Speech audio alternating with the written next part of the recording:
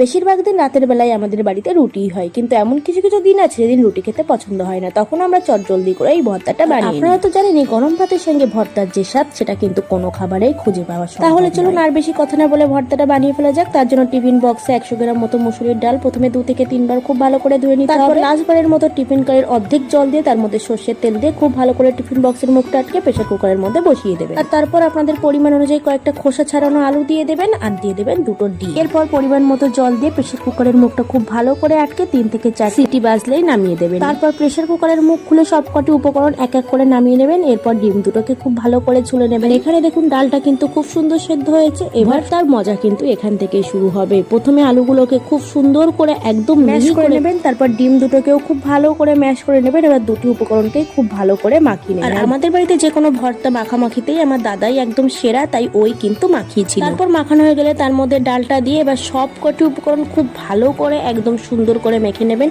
সম্পূর্ণ মাখা হয়ে গেলে তার মধ্যে পেঁয়াজ আর আপনাদের পরিমাণ অনুযায়ী শুকনো লঙ্কা ভাজা দিয়ে দেবেন। লঙ্কার মধ্যে আপনাদের স্বাদ অনুযায়ী নুন দিয়ে দেবেন। নুন দিয়ে শুকনো লঙ্কা মাখলে কিন্তু লঙ্কাটা খুব ভালো মাখা হয়।